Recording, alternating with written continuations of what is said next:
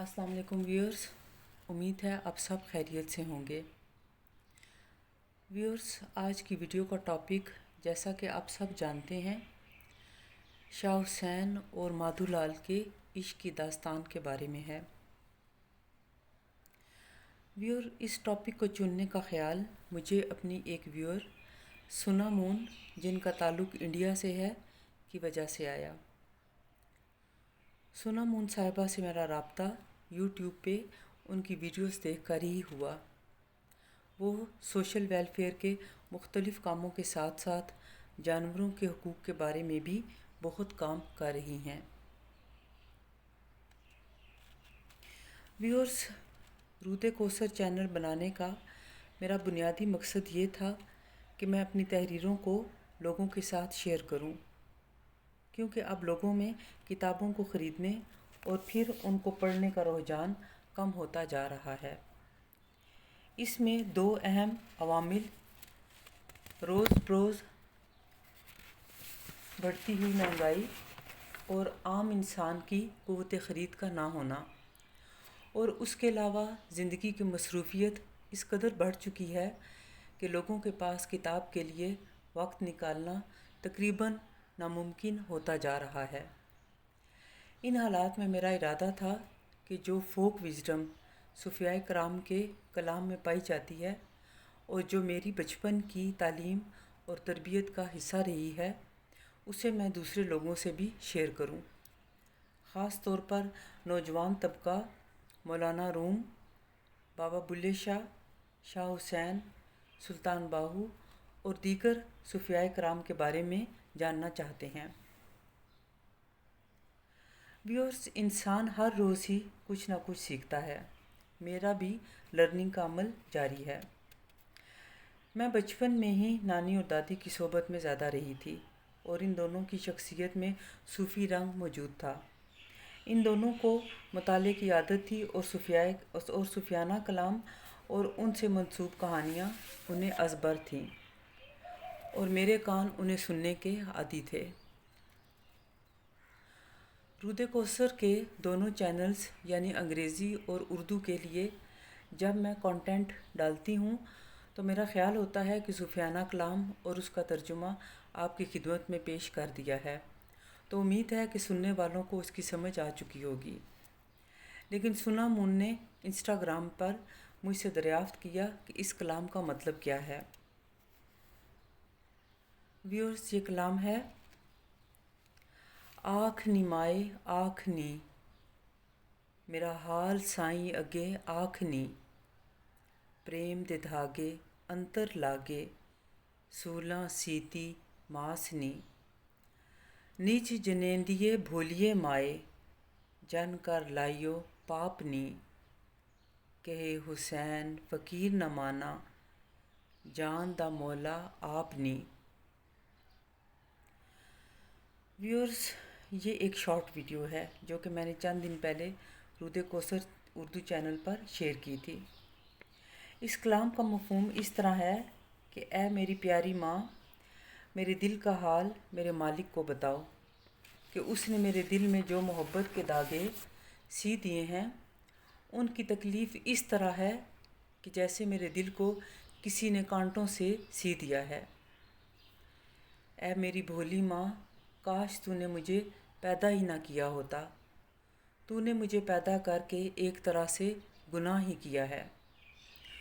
हुसैन जो कि फ़कीर है, वो कहता है कि अब मेरी जान मेरे रब के हवाले है, क्योंकि वही उसका मालिक है।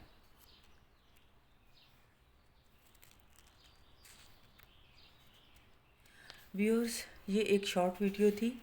मैं उन तमाम व्यूअर्स की तहे दिल से मशकूर हूँ जो वक्तन फ़वक्तन अपनी आरा से मुझे व्हाट्सएप और इंस्टाग्राम पर आगाह करते रहते हैं।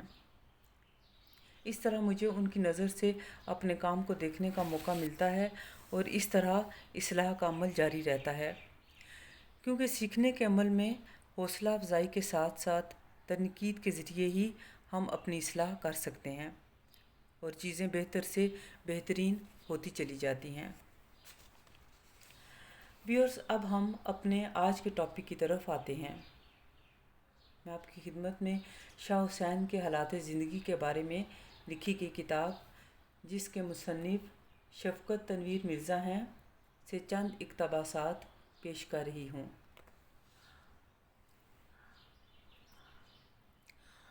اس وقت تک شاہ حسین کی معلوم شاعری میں مادھو لال کا ذکر صرف ایک بار آیا ہے۔ پیارے لال کیا بھروسہ دم دا، اڈیا بھور تھیا پردیسی، اگے راہ اگم دا۔ اس کا ترجمہ ہے، پیارے لال اس دم کا کوئی بھروسہ نہیں۔ پنچھی یعنی روح اڑا اور آخرت کی طرف پرواز کی، مگر مادھو کے علاقے کے بغیر عوامی سطح پر شاہ حسین کو کوئی نہیں پہچان سکتا۔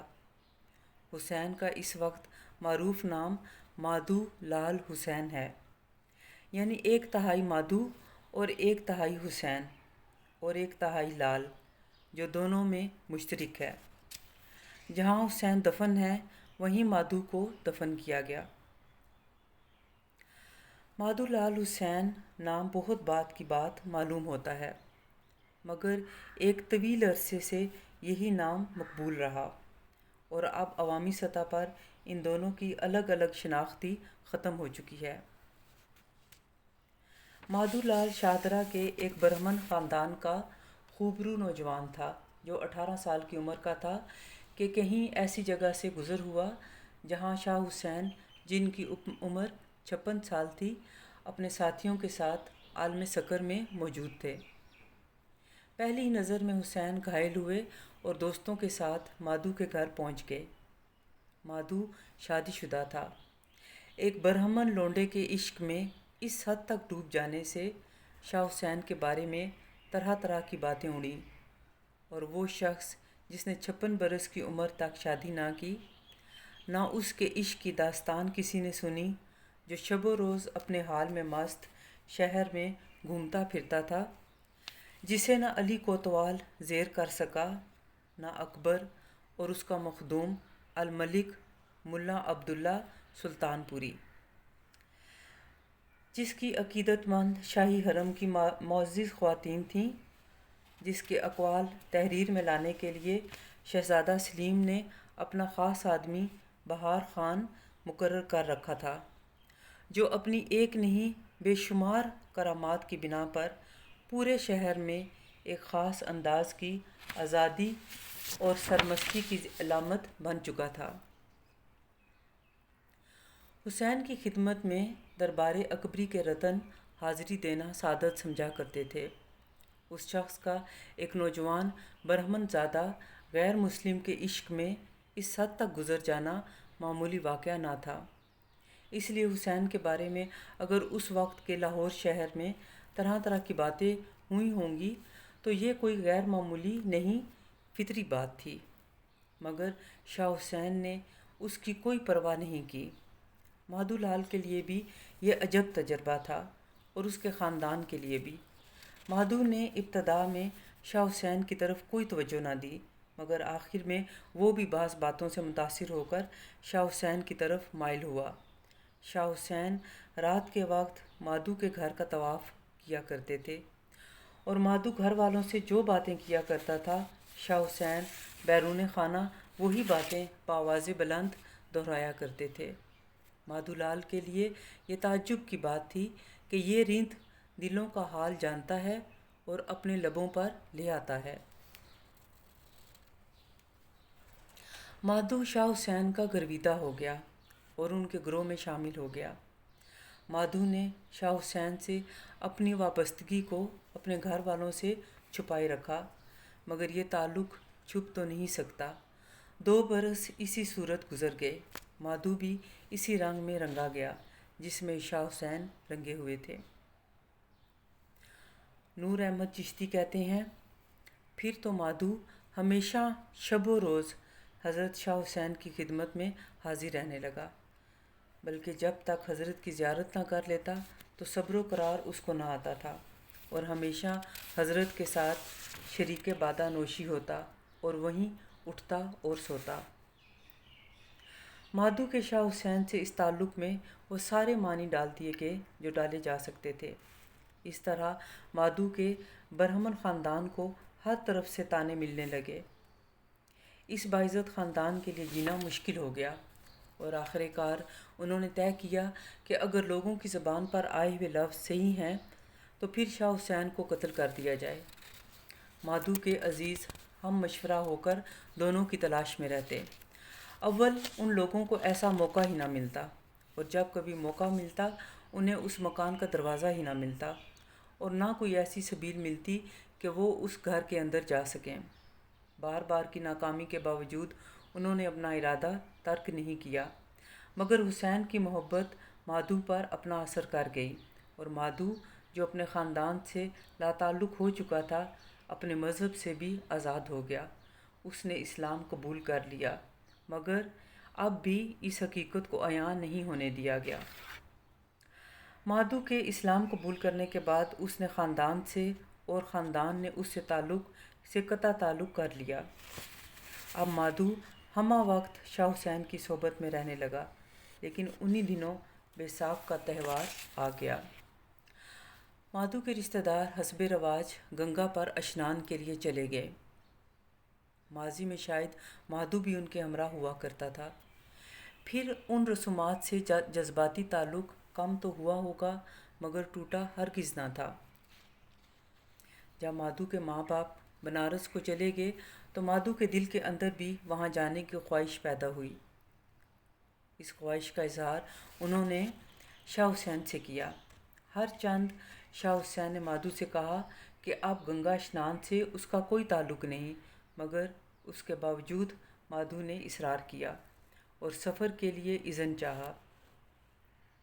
اس پر شاہ حسین نے کہا اگر اسے گنگا میں اشنان کرنا ہی ہے تو پھر یہ اشنان لاہور میں رہتے ہوئے بھی ہو سکتا ہے۔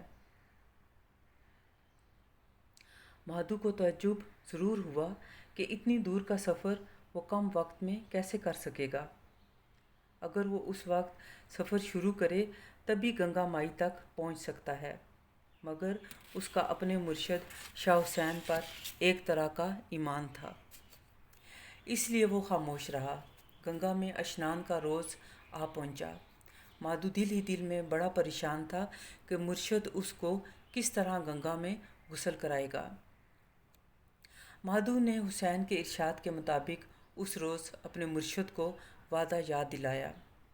حسین نے اپنا وعدہ پورا کرنے کے لیے مادھو سے کہا کہ وہ آنکھیں بند کرے اور اپنا پاؤں حسین کے پاؤں پر رکھ دے۔ مادھو نے ایسا ہی کیا، اور جب ایک لمحے کے توقف کے بعد حسین نے کہا کہ آنکھیں کھول دے تو مادھو نے آنکھیں کھول دیں۔ نہ حسین تھے نہ لاہور، سامنے دریائے گنگا بہہ رہا تھا۔ اس کے والدین اور دوسرے عزیز و اقارب غسل کر رہے تھے۔ انہوں نے مادھو کو دیکھا اور مادھو نے ان دونوں کو۔ دونوں حیرت زدہ تھے۔ مادھو نے اشنان کیا اور پھر حسین کے بتائے ہوئے طریق کے مطابق لاہور پہنچ گیا۔ مادھو حیرت زدہ تھا۔ اس نے حسین سے سوال کیا کہ یہ کیسے ہوا؟ میں کیسے گنگا پر پہنچا اور اپنے عزیزوں کو دیکھا، ان سے ملا اور پھر چشم زدن میں واپس بھی آ گیا؟ حسین نے کہا یہ راز ربانی ہے، اس کا بیان کرنا مناسب نہیں۔ اس واقعے کے بعد مادھو نے ماں باپ، بیوی، بیٹے اور پورے قبیلے سے قطع تعلق کر لیا اور اپنے مسلمان ہونے کا اعلان کر دیا۔ اس تعلق اور ترک مذہب کے باوجود حسین نے مادھو کو ایک حد تک اپنی پرانی رسومات کے ادا کرنے میں رکاوٹ نہیں ڈالی۔ بسنت پنچمی اور ہولی کی تقریبات میں مادھو مرشد پر رنگ ڈال دیتا۔ تقریب کو رقص و سرور اور سرمستی میں گزارا جاتا، اور حسین کے دوسرے ساتھی بھی مادھو کی خاطر اس خوشی میں باقاعدگی سے شریک رہتے۔ حسین آخری دم تک ہر سال باقاعدگی سے یہ تہوار منایا کرتے تھے، اور بعد میں ان کے مزار پر بھی یہ دن بڑے اہتمام سے منایا جاتا رہا۔ حسین کی عمر اب 60 سال کے لگ بھگ ہو رہی تھی۔ مادھو کو انہوں نے جس قدر تعلیم اور تربیت دینا تھی دی۔ شاہ حسین نے مادھو کو جس مرتبہ پر پہنچا دیا تھا اس کے بارے میں اسی جگہ ہدایت کی کہ اسے اس راز کو عام نہیں کرنا، نہ ہی فقیروں والا لباس پہننا ہے، نہ ان کے طریق اپنانے ہیں۔ فی الحال اسے ایک دنیا دار آدمی کی حیثیت سے زندگی گزارنی ہے، اور رزق کمانے کے لیے اگر نوکری بھی کرنی پڑے تو ملازمت اختیار کر لینی ہے۔ شاہ حسین نے کہا کہ اسے 38 برس سے پہلے فقر و غنا کی طرف رخ نہیں کرنا چاہیے۔ میری یعنی شاہ حسین کی موت کے 13 برس بعد اسے نوکری چھوڑ کر مزار پر آ جانا چاہیے۔ اس وقت مادھو کی عمر 38 برس ہو جائے گی۔ محمد پیر کے مطابق مادھو اکبری فوج میں بھرتی ہو گیا۔ چند سال بعد حسین کا انتقال ہو گیا۔ ان کی وصیت کے مطابق انہیں مادھو ہی کے گاؤں شاہدرہ میں دفن کیا گیا۔ بظاہر مادھو اور شاہ حسین کا تعلق صرف 7 برس کا ہے، مگر دونوں کا تعلق اس قدر شدید ربط باہم تھا کہ مادھو کے لیے یہ صدمہ برداشت کرنا بہت مشکل ہو گیا۔ جس روز مادھو شاہ حسین کے مزار پر آیا، نو مسلم جوگی نے جس کا نام خاکی دیوان رکھا گیا تھا، وہ امانت جو جوگیوں سے تنازع کے بعد زمین سے برآمد ہوئی تھی، جو کہ تسبیح، مصلی، قرآن شریف اور سرخ پگڑی تھی۔ اس میں سے سرخ پگڑی مادھو کے سپرد کی، اور نور احمد چشتی کی تحریر کے مطابق آپ زندہ زمین میں سما گئے۔ چنانچہ اب تک مثل مشہور ہے کہ مادھو آیا اور خاکی سمایا۔ مادھو کی عمر اب 38 برس ہو چکی تھی، اور شاہ حسین کی ہدایت کے مطابق 38ویں برس میں مادھو نے اپنی ولایت کا اظہار کیا۔ مادھو شاہ حسین کے 16 خلفاؤں میں سر فہرست تھا۔ ان میں 4 کے ناموں کے ساتھ شاہ غریب، 4 کے ساتھ خاکی، 4 کے ساتھ دیوان اور 4 کے ساتھ بلاول کا لفظ آتا ہے۔ مادھو پہلے دیوان تھے۔ انہوں نے 35 برس شاہ حسین کے مزار پر گزارے اور 22 ذی الحجہ 1056 ہجری کو 73 برس کی عمر میں انتقال کیا۔ انہیں شاہ حسین کے پہلو میں دفن کیا گیا، جس سے زندگی میں صرف 7 برس کا تعلق صدیوں پر محیط ہو گیا، اور بقول شاہ حسین اچھل ندیاں تارو ہویاں وچ بریتا کہ ہا، یعنی سیلے آب سے ندیاں کناروں سے باہر اچھل پڑیں، اب درمیان میں بریتا یعنی جدائی کہاں رہ گئی۔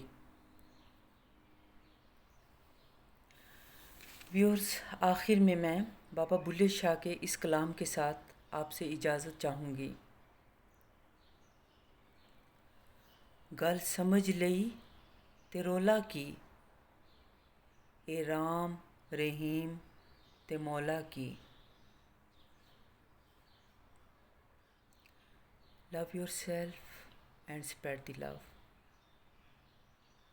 آپ سب کا بہت شکریہ۔ خدا حافظ۔